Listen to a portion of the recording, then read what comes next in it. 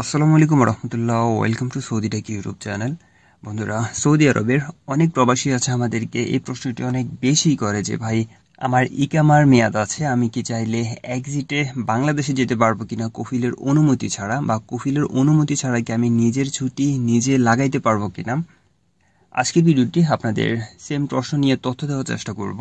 প্রথম প্রশ্নটা, যারা নতুন প্রবাসী আছেন তারা অনেক বেশি করেন যে ভাই, ইকামার মেয়াদ আছে কিন্তু কফিলের কোনো খোঁজ পাচ্ছি না, এখন কি আমরা চাইলে কফিলের অনুমতি ছাড়া বা কফিল ছাড়া এক্সিট বা ছুটি লাগানো যাবে কিনা। আপনাদের অ্যান্সার হচ্ছে না ভাই, আপনার এক্সিট বা ছুটি লাগাইতে হলে অবশ্যই আপনার কফিলের অনুমতি লাগবে। কফিলের অনুমতি ছাড়া আপনি, বা আপনার ইকামা ভ্যালিড আছে, আপনি এক্সিট বা ছুটি আবেদন করতে পারবেন না। সেক্ষেত্রে অনেকেই বলে যে ভাই, যদি কফিলকে খুঁজে না পাই, আমরা কি মুক্ত বামেলে গিয়ে মুক্ত বামেল থেকে এক্সিট বা ছুটি লাগাইতে পারবো কিনা। আপনি যদি ইকামার মেয়াদ থাকে, আপনি মুক্ত বামেল যাওয়ার পর ওখান থেকে ভালো কোনো ফ্যাসিলিটি পাবেন না।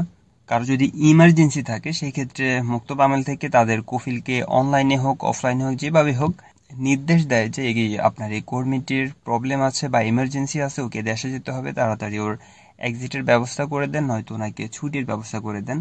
সচরাচর হয় না, রেয়ার হয়, কিন্তু আপনি এক্সিটে দেশে যেতে চাইলে অথবা ছুটি লাগাইতে চাইলে অবশ্যই আপনার কফিলের সাথে যোগাযোগ রাখবেন।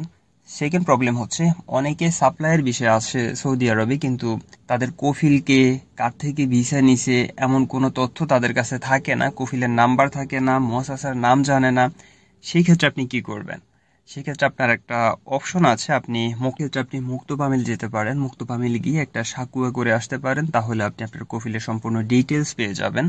এত কিছুর পরেও যদি কারো এক্সিট লাগাইতে কোনো প্রবলেম হয় বা আপনার কফিল আপনাকে এক্সিট দিচ্ছে না, সেক্ষেত্রে আপনি আপনার ইকামার মেয়াদ শেষ হওয়া পর্যন্ত অপেক্ষা করতে হবে। আপনার ইকামার মেয়াদ যদি শেষ হয়ে যায়, তাহলে আপনি মুক্ত বামেল থেকে, দূতাবাস থেকে, বা অনেক এজেন্ট আছে যাদের ইকামার মেয়াদ শেষ হয়ে গেলে তারা আপনার থেকে হয়তো কিছু পেমেন্ট নিবে, আপনার এক্সিট লাগিয়ে দিবে। আপনার ইকামার মেয়াদ শেষ হয়ে গেলে তখন আর আপনার কফিলের কোনো অনুমতি লাগবে না।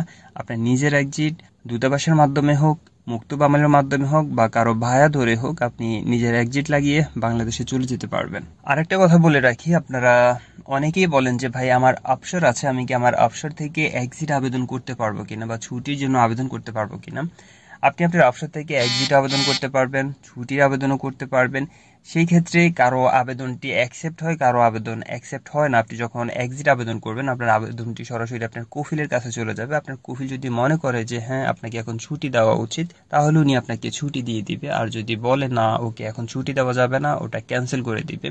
এটা সম্পূর্ণ কফিলের উপর ডিপেন্ড করে। তো আজকের ভিডিও এ পর্যন্ত। ভিডিও যদি ভালো লাগে তাহলে অবশ্যই লাইক এন্ড শেয়ার করবেন, আমার চ্যানেলটি সাবস্ক্রাইব করে রাখবেন। পরবর্তী ভিডিও পর্যন্ত ভালো থাকবেন সবাই। আল্লাহ হাফেজ, বাই বাই।